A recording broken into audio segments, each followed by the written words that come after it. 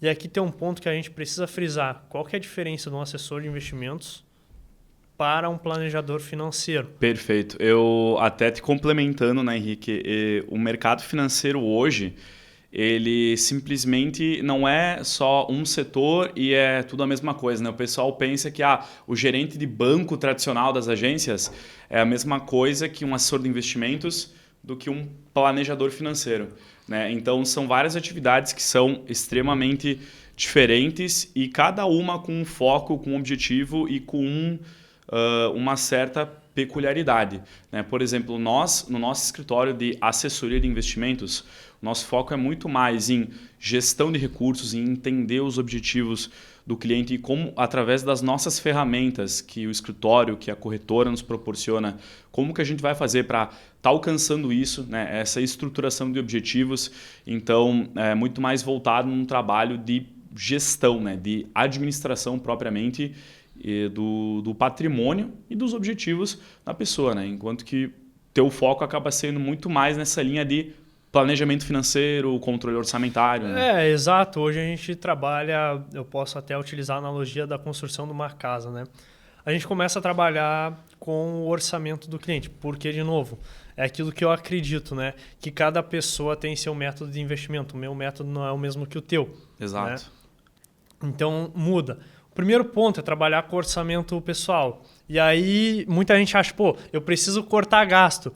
Mas a ideia não é cortar gasto, é fazer um plano já pensando no teu futuro, tu reduzir um gasto, mas pensando no teu futuro, não pensando como se fosse uma coisa ruim.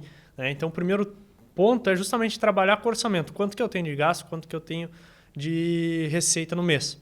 E aí, com base nessa diferença, nessa margem, nessa sobra, para o pessoal mais leigo entender, a gente vai montar as metas do cliente. Por quê? Porque ele vai ter objetivos específicos na vida dele. Eu quero comprar um carro daqui 2 anos, eu quero uma aposentadoria, eu quero uma viagem. Beleza, a gente precisa colocar valor e prazo nisso. Quanto que ele vai precisar guardar por mês. Mas não adianta eu chegar para o César e falar, olha, você precisa guardar R$ 10.000 para a tua aposentadoria, isso não é uma realidade. Então a gente adapta com o orçamento pessoal. Aí a gente vai para a parte de proteção, porque não adianta só construir patrimônio e daqui 2 anos eu me acidentei e, enfim, fiquei impossibilitado de trabalhar, vou viver de INSS, que, na minha visão, é impossível de viver de INSS. Tá? Então, é pensar nessa proteção. Aí a gente vai para a construção de uma carteira e, por fim, para um planejamento visando reduzir imposto de renda. Então, o nosso trabalho, ele quase que se complementa. Exato. Isso era algo até que eu ia comentar, que apesar de nós trabalharmos em linhas diferentes do mercado, né, cada um, o Henrique como sócio da empresa dele, eu como sócio do meu escritório, ainda assim o nosso trabalho sinerge. É muito legal que a gente pode fazer um trabalho em conjunto, né? O próprio Henrique me indica vários clientes, né, que hoje eu tenho na minha carteira, que eu atendo, que foram de indicação do Henrique, alguns clientes meus que eu identifico que faz sentido, eu acabo passando para o Henrique para ele enquadrar e fazer o trabalho de planejamento orçamentário junto com ele. Né? Então é legal que a gente consegue ter realmente essa dinâmica coletiva.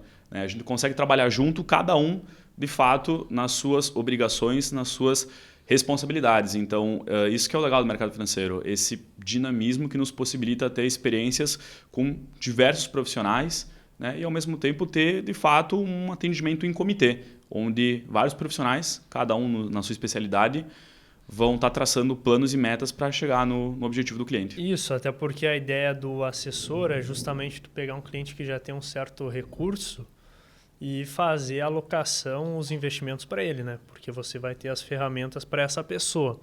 Já o meu trabalho é justamente pegar uma pessoa, principalmente que está começando, educar ela financeiramente para montar a sua carteira de recursos. Né? Mas não quer dizer que você não possa atender uma pessoa que está começando. Exato. Bem como eu posso atender uma pessoa que já tem patrimônio. Né? Porque a gente sempre vai ter um ponto que o nosso olhar, a nossa ferramenta vai agregar para aquele cliente. Só antes, deixa eu te complementar. Tu acredita que tem algum perfil que vocês identificam assim?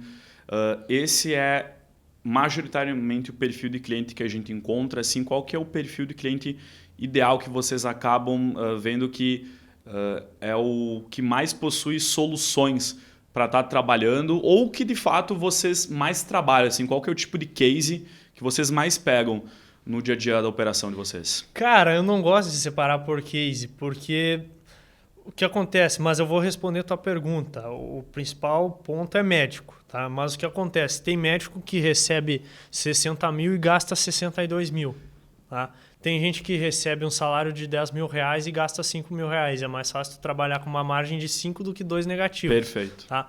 Mas o nosso maior leque, onde a gente vai entregar mais possibilidades, é para a área da saúde, para a área médica.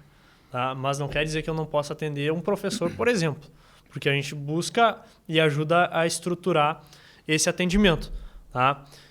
E até te passo a bola também. Tu tem algum cliente em específico que tu busca atender, nichado ou não? Para nós, todo e qualquer cliente, independente do momento de vida, momento profissional, momento financeiro, como você mesmo disseste, o cara que está começando, saiu do ensino médio, está aguardando o seu salário, ou até mesmo aquela pessoa que está mais já para se aposentar, que a idade mais de estabilização dos recursos, a gente atende independente o perfil, se já investe, se não, né? Mas acaba que o nosso escritório, a gente é mais certeiro para aquele cliente que é empresário ou que é empreendedor, porque por nós sermos o BTG sendo um banco de investimentos, isso nos traz uma grande bagagem de ferramentas, de parcerias com outras empresas, outras instituições que nos possibilitam